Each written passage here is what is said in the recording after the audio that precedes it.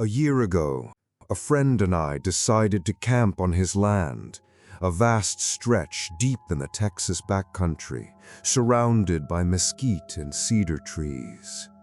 The land was far from any highway, isolated from the noise of the city, almost like it was cut off from the world. When the car stopped on the dusty dirt road, I felt a different kind of silence. A stillness only found in untouched places. The evening wind slipped through the branches, carrying soft, rustling sounds, whispers. The last sunlight filtered through the leaves, breaking into long streaks of light, dancing across the dry ground. We set up a simple little camp. No big tents, no fancy modern gear, just a fire, a knife, a small hatchet, the bare essentials. The night felt peaceful, almost too peaceful. We sat by the fire, letting the orange glow bounce across our skin, occasionally catching the glint on the knife I used to peel dry twigs. The thick smell of smoke filled the air, mingling with damp earth and burning cedar resin, creating a bittersweet scent that clung to the night. Our conversation was simple. Childhood memories, small plans for the future. The kind of things people talk about when they're far from the distractions of the world.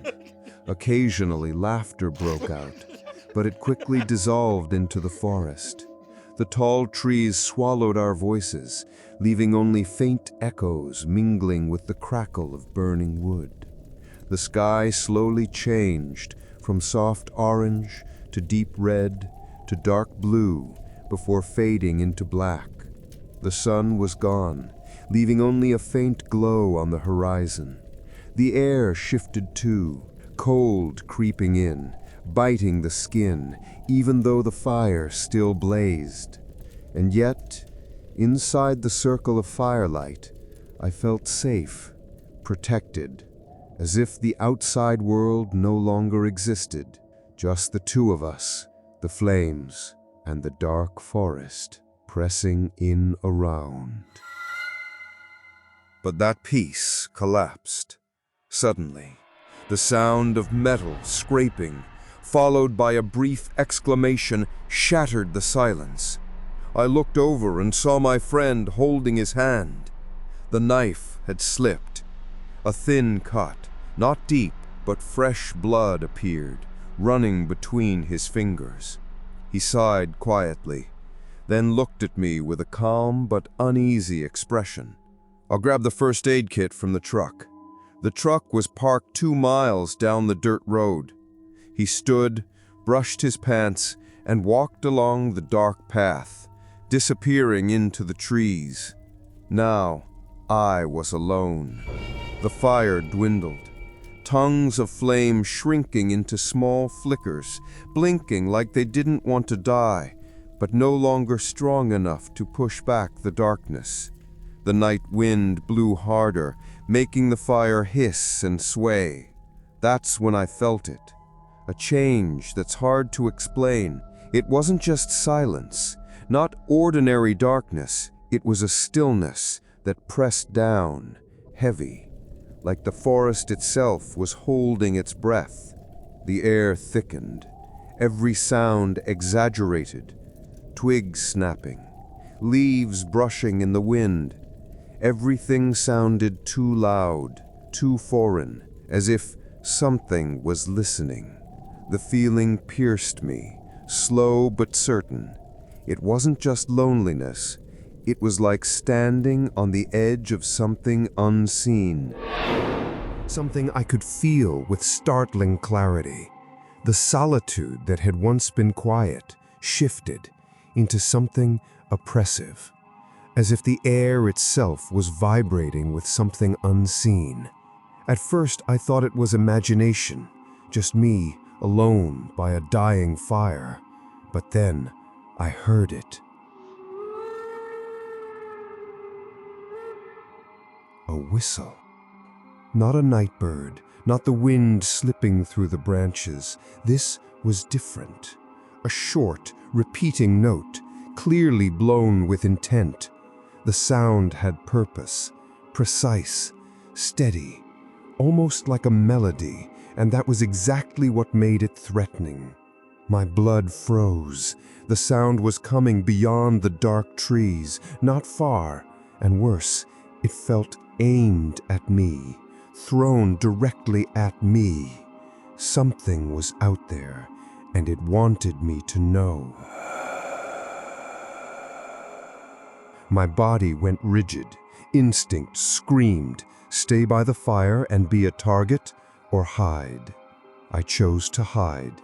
Slowly, I lowered myself until I was flat on the ground, chest pressed to the cold earth. My fingers dug into dry leaves, desperate not to make a sound. I held my breath. The air felt like liquid, thick, heavy. Every inhale too loud, like it could draw whatever lurked in the dark. The whistle came again.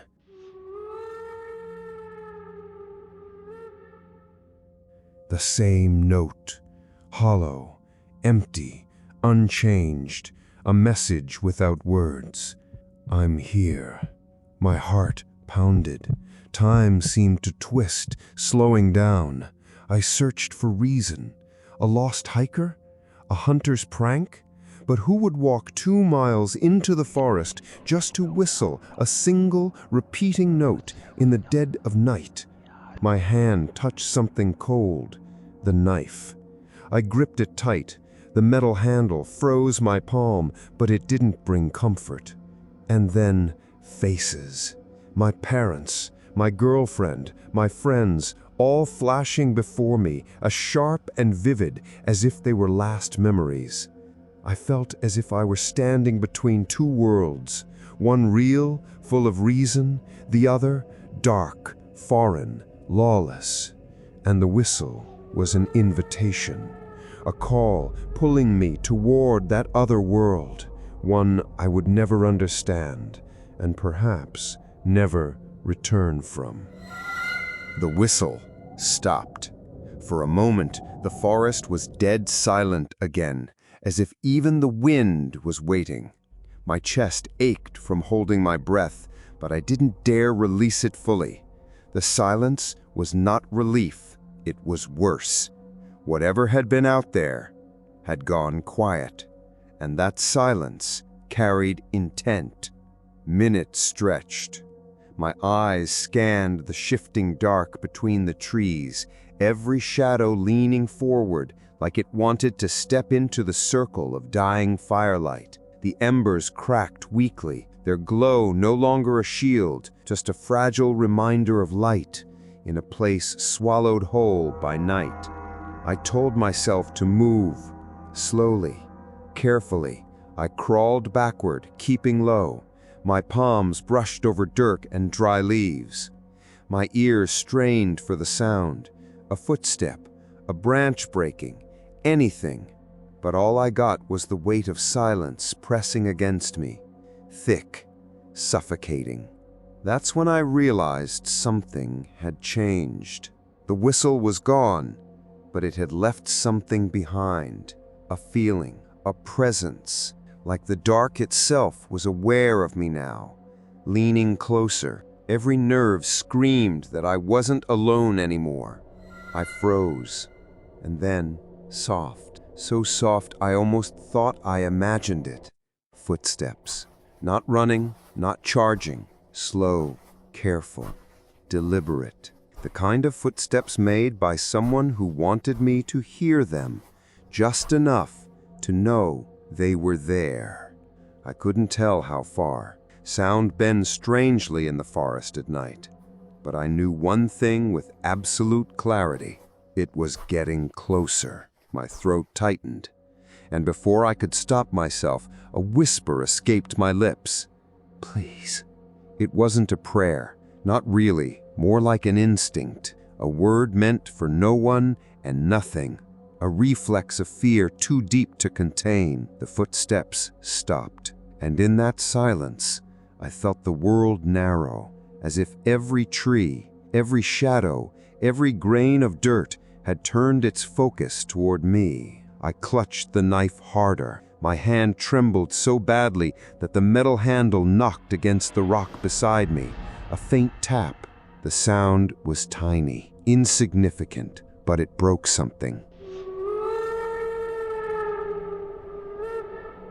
The whistle came back. This time, it was closer, much closer.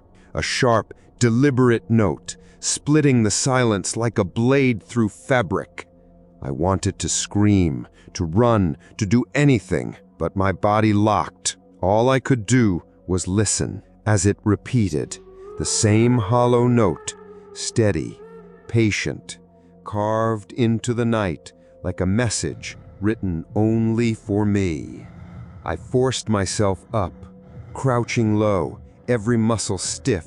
My breath came in shallow gasps as I edged backward toward the path my friend had taken. My mind screamed to move faster, but every inch felt like a mile. The whistle followed, always the same, always steady, always closer. By the time I reached the edge of the clearing, the fire was no longer behind me, but beside me, flickering weakly, as if it too was retreating.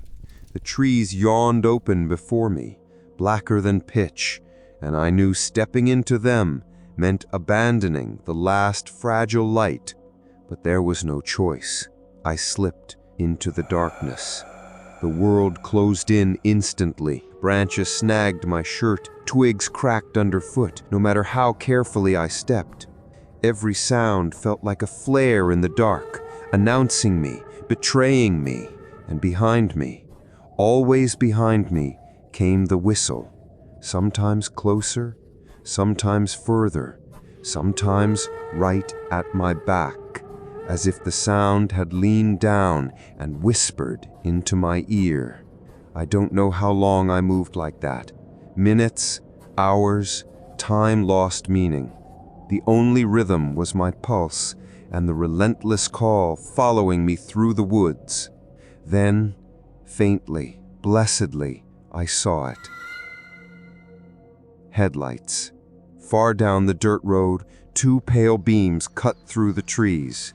My chest collapsed with relief. My friend, he was coming back. I stumbled faster, half running, half falling toward the road. Branches whipped at my face, tore at my arms, but I didn't care. I burst from the tree line, my lungs on fire, and I saw him, standing by the truck, first aid kit in hand, looking at me with a puzzled expression. "You okay?" he called. His voice was calm, ordinary. I wanted to scream at him, to grab him, to drag him into the truck and drive until the world behind us disappeared. But before I could answer, the whistle sounded again. From the trees. Close, too close. My friend froze. His face drained. He heard it too. For the first time all night, I wasn't alone in knowing. We didn't wait. We didn't argue. He dropped the kit, threw open the truck door, and we dove inside. The engine roared, gravel spat from the tires, and the dirt road blurred beneath us as we tore through the night. Neither of us spoke, not then, not for the entire drive back to town, and not for weeks after. It's been a year now. We never went back to that land. My friend put it up for sale, but no one wanted it. Too far out, too rough. Locals said the soil was poor, the trees too dense. Practical reasons. But sometimes, when I catch him staring off in thought, I see it in his eyes. He remembers the whistle, too. As for me, some nights I wake up convinced I can hear it. Outside my window, just a faint note. Steady, hollow, drifting through the night air. My chest tightens, my breath stalls, and I'm right back there, in the dark, alone by the fire, waiting for something I still can't name. I tell myself it's just a memory, just a sound my brain invented. But sometimes, when I walk alone at night, I notice the silence change. The air thickens, heavy, like the world is holding its breath again, and I know it's still out there, waiting.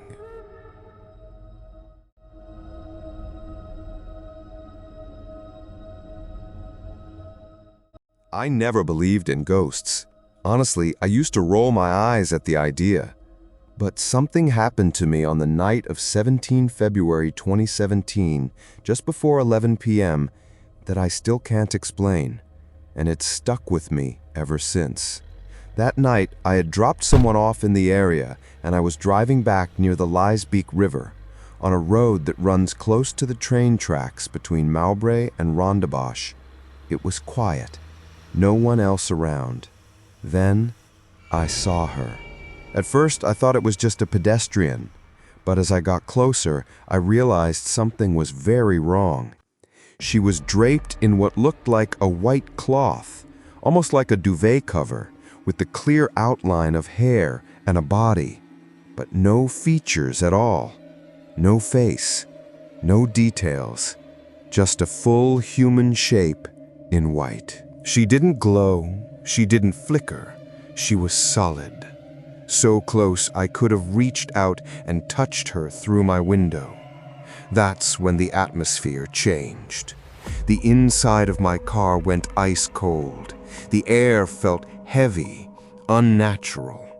I knew in my gut she wasn't peaceful. As I approached, she never moved aside. She didn't react the way a normal person would if a car came up next to them.